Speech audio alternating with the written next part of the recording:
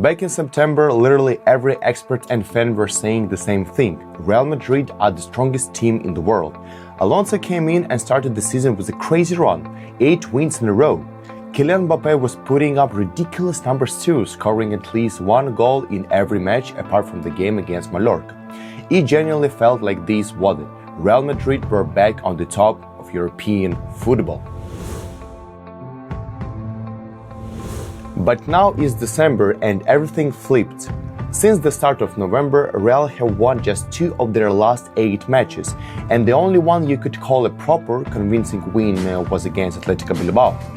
So what changed? And what's coming next for Real Madrid in the next future? Let's talk about it right now. Let's go!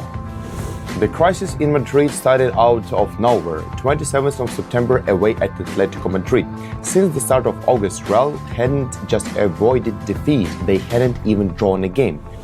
Everyone saw them as massive favorites, and even if you didn't think of them winning, you definitely expected them at least get a comfortable draw. And to be fair, the first half looked promising. In the 36th minute, Madrid went in front of a goal from Güler.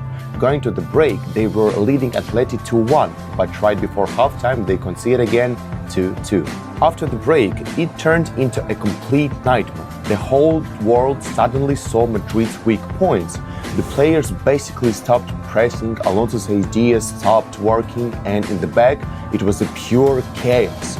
And there is an important detail here. Right before the second half, Militao picks up an injury and Asensio enters the field. Not exactly the most reliable, proven option for a club like Real, but there was simply no alternative. That was also the moment the injuries really started piling up. The center-backs looked awful, and 3 unanswered goals completely buried any hope of even scraping a draw. A lot of people wrote it off as a one-off. Nobody thought that match would be the turning point, that from that moment Real would start cracking up.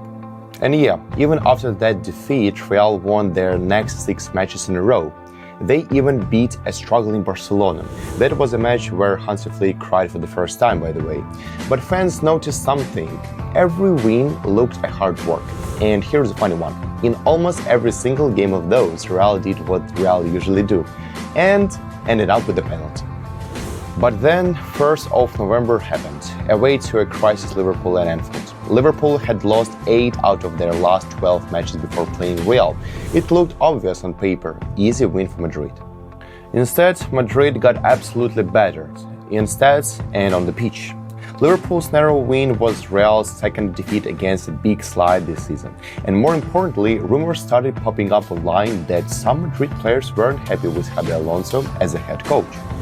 We all saw Vinicius looking fuming right in front of the cameras and the way he spoke about the manager. Rodrigo, Bellingham, Valverde, constantly showing frustration with Alonso and the training methods. Journalists started floating the idea of the gaffer getting sacked. But is Alonso actually the main problem? Let's be real. Are we really saying a manager who did a golden season with Leverkusen in Bundesliga, winning everything domestically and playing proper, structured football, suddenly becomes useless in Madrid?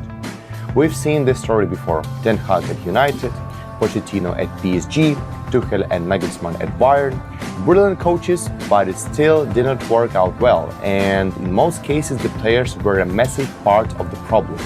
With Real Madrid, it's a club that's never really been about strict system football. Historically, it's been about individual quality, stars deciding how games will go.